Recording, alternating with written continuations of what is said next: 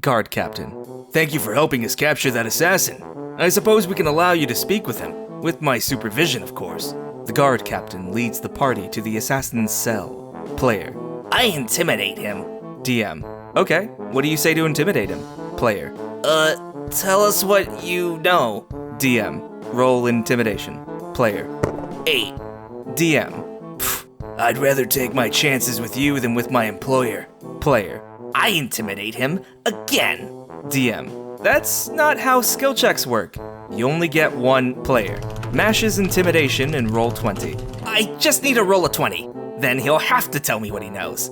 DM. You can't repeat skill checks until you succeed. You generally only get one shot. You've tried intimidating the prisoner, and he's not divulging his secrets. Player. I throw a javelin through the bars at him. DM. The guard captain is literally right behind you. Player. I throw a javelin through the bars at him. Why? My name is Jacob Crowe, and welcome to the Crow's Perch. Today on the Crow's Perch, we dive into a story about a DM who runs a game of Curse of Strahd for his players. What the players don't know, however, is that this DM sucks more than a vampire ever could, as he reveals his simp-like behavior towards a female player, culminating in an ending more tragic than that of the vampire's own. For those of you who don't know, Curse of Strahd is an adventure module for Dungeons & Dragons set in the gothic world of Barovia, where the land is plunged by an eternal fog. So long as the nightmarish jailer of this foul land, the devil Strahd von Zarevich, breathes, the vampire and his spawn roam the land uncontested. That is, until your heroes arrive. Unless they screw everything up, blow up all their potential allies, antagonize every faction, and take a deal from Strahd to just bail, so that he doesn't have to deal with them anymore. It's a classic adventure, and one I've run and played in a few times myself. But before I can't stop myself from gushing about it, without further ado, let's wait for the setting sun to gather up in murder and dive right into this story. Content warning for mentions of abuse and sexual content. I apologize for the long story. Sit back and relax and let me tell you the story of how a man simping over me caused the whole party to leave. I, 25, female, was playing in a group with 4 other players, and at the time, we were playing Curse of Strahd. I was playing a half-elven bard who was on the run after an abusive relationship had led me to the start of the journey with 5 adventurers in a bar. Our party consisted of a Fire Genasi Forge cleric, a Drow ranger rogue, a lizard folk warlock, a dwarf barbarian, and my half-elf bard. The DM, 39, male, starts us off on the path going for Barovia, where the first thing he throws at a level 3 party is 3 werewolves. Alright, it's pretty bad, but none of us thought anything of it. The DM allowed us to start with certain specialized silvered weapons to help us fight off the more difficult encounters. Though they almost TPK'd the party, we somehow managed to come on top of the encounter. Traveling ensues.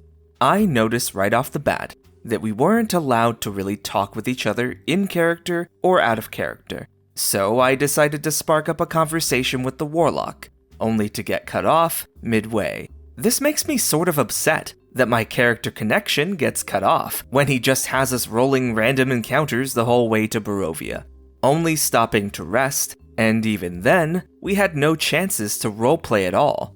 Eventually, we make it to Barovia, and we try to settle in at a small tavern for a place to rest. There, we meet Strahd for the first time. He starts antagonizing the party, poking fun at the barbarian for being short, all sorts of stuff. This having been my first time playing, and never having read the book, I go along with it, thinking this was the correct thing, and I offer up my services to get him to leave us alone for the night. Hey, bloodsucker, how about this? I will give you a performance you will never forget, and if I am successful, you need to leave us alone for a bit and allow us to get our bearings and settle down. Sure thing, lady. But I doubt you could do such a... Before he could even finish, I cast Enhance Ability on myself, roll a performance check with advantage that I have expertise on, because she is a performer before anything else, and double nat 20'd the roll. Everyone was super excited, because this meant that Strahd would leave the party for the night. The DM wasn't super excited to see that. Strahd leaves the party alone for a while, and it allows us the chance to go off and start doing what we needed to do in order to leave. Ladies and gentlefolk, what if I told you that this wasn't the end? Somewhere through all of this, we meet what was supposed to be Strahd's one true love, and we were to guide her to the next part of where we were going to remove the curse she had on her. I'm not going to lie, I don't remember much of the actual gameplay, because our DM loved to just make stuff up as he went along. I couldn't tell you what was and what wasn't true about the story we got. My bard tried to make a connection with the woman, and there was no success. What came off as a shock to everyone was that instead of the NPC being the love interest, the DM made the love interest my bard, saying that Strahd was smitten with her and was falling in love with her, despite never actually having a discussion with me out of character or my bard in character. Over time, the favoritism started showing more and more. The DM gave me a legendary rapier that gave me a +3 to hit, and basically gave me the lucky feat for free, and he gave this to me at level 5. Followed with that, my bard got access to Tiny Hut, making it so that we never had to take a watch, until the DM had made up a ruling that Tiny Hut didn't apply to Strahd, and he managed to get through in his bat form, biting onto my bard and putting a scrying spell on her that I wasn't able to make a save for. After hearing about this in the middle of combat, while he was distracting my bard from helping in the fight by pulling her away for private time, I start to get very upset. The campaign eventually comes to a close, where my bard had to agree to becoming the main wife for him, in order for the rest of the party to get to go home, starting up a cycle of abuse for her all over again. Yeah. I know Curse of Strahd is on the edgy side when it comes to his abuse of women and his delusions of control, but there's something especially cringy about making a PC the villain's love interest, especially when the player had no involvement in this at all. And also, yeah, Strahd's a creep, but is he the kind of guy who sees a Starbucks barista smile at him when he orders a vanilla latte with 2 shots of O negative and thinks he just found his future wife? I mean, well, maybe. But you know what I'm getting at. This DM is clearly projecting his own feelings toward this player. But unfortunately for her, and fortunately for us, this story keeps going. So, let's get back to it. We made the mistake of joining this DM in another campaign called Odyssey of the Dragon Lords. The Ranger had left the game, and we got 2 new players instead.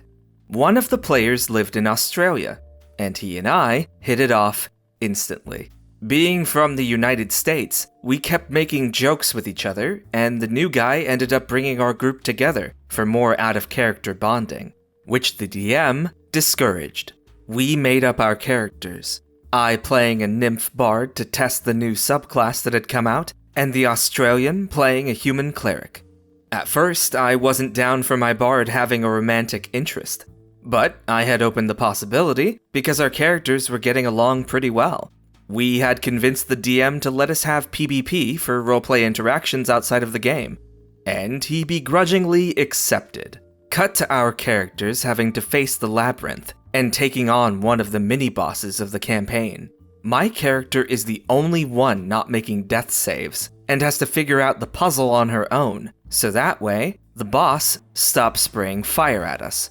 Eventually, through my own wit, the puzzle is completed, and I was given another legendary item, this time at level 3.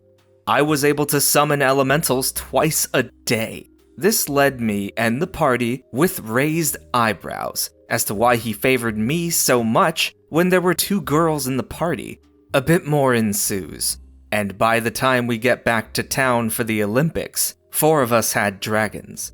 The other girl in the party, playing a dryad druid, had a black dragon. The human sorcerer had a blue, and the human cleric with gold, and myself with a red. The DM had decided to throw a Hydra at us, a new and fresh level 4 party, hoping to give us punishment for siding with the gods, or whatever.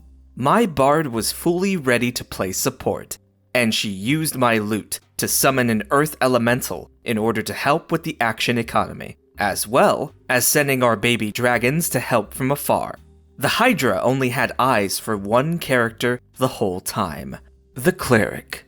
This seemed to happen after my character kissed him on the cheek and gave him a bardic inspiration.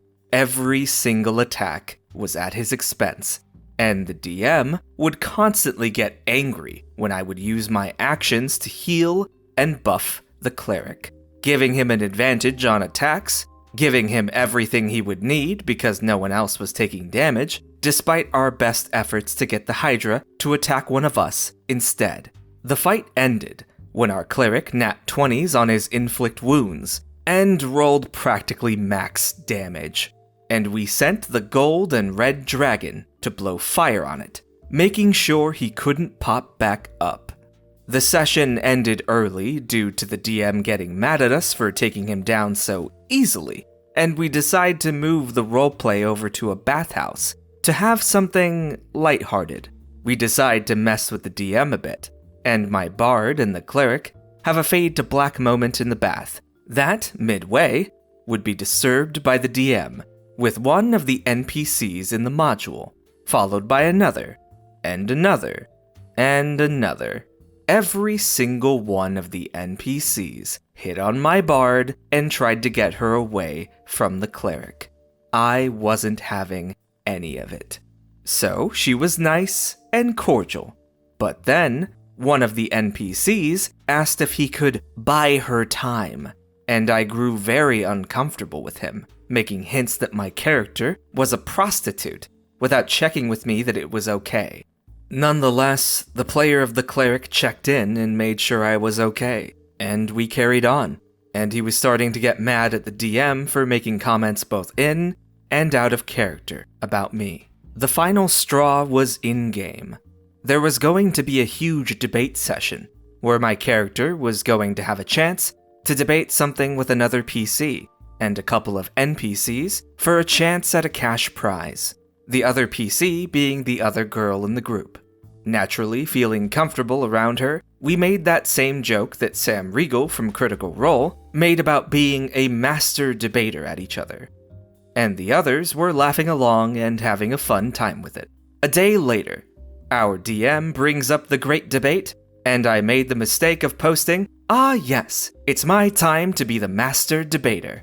The DM follows up in the general chat in front of the whole party to read, "I would love to watch you masturbate." Oh no! I was in shock, disgust, and at the time, my now close friend who was playing the cleric was at work, so he couldn't see the blow-up that was the other members of the party yelling at him for being over 10 years my senior, married, making me uncomfortable, and a slew of other things that are far too inappropriate for this thread. Everyone up and left the game, left the Discord, and we ended up finding a DM on Roll20 to run something for our group instead. TLDR, creepy DM favors me and my characters over everyone else in the party. Gets jealous when I make a new close friend, who encouraged all of us to open communication in our party, and then tells me he would like to see me perform sexual acts on myself. Everyone leaves the game. He just couldn't help himself, could he? This DM contained every simp and incel-like urge, slowly boiling away at the surface, until it finally exploded, and with it, the game. Hey, so if there's a girl in your game, I don't know, maybe this is controversial, but just don't be a fucking weirdo.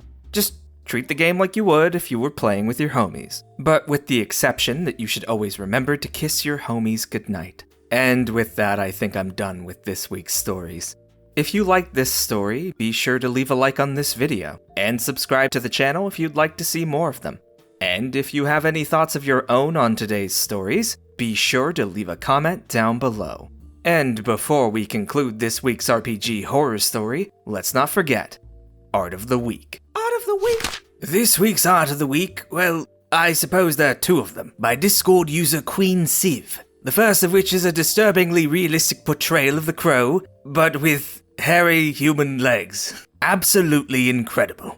I also like how he's stuck in this peculiar pose as if you just caught him in the middle of the night sneaking out of your house. As for the second submission by Queen Siv, there is no other way to describe this depiction of the Crow other than the words, dummy thick.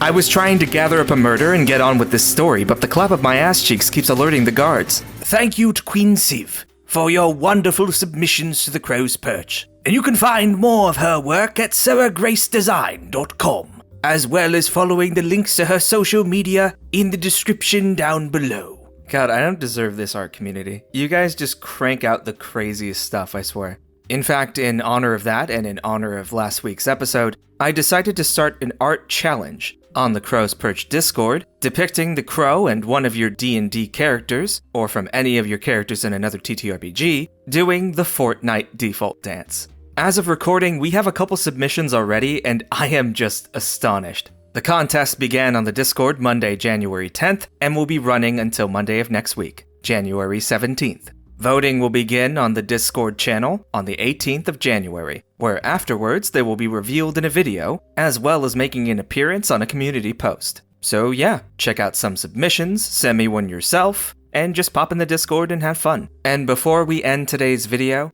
I would like to make a special thanks to all of the Crow's Perch patrons. First, we're starting off with our Birb, Reuven Gritters. But if one is to ascend into the aristocracy, they must become, first, a Count of Quills, Gibber-Woods, King Drazil, Christian Pipp, Cosmosis, Kooky Spooks, Rykis, Thompson, Zerofang, and Netscape Navigator. But the will of the aristocracy will not be challenged by such menial facets of it.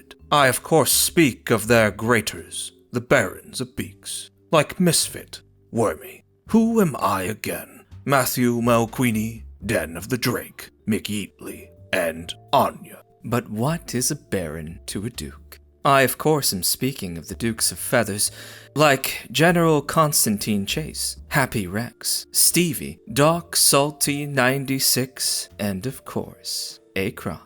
Some of my patrons might find some of these voices to be familiar, and that is because I use them in our Patreon games, where we play Blades in the Dark. Where last week, we had our special guest, Den of the Drake, joining in as a cowboy gunslinger. You too can become a patron by clicking the Patreon link in my video's description and following it to my Patreon, where you can support the channel for as little as $1 a month. Every little bit helps, and I appreciate your support. And with that, I will see you guys next time. As the Crow flies.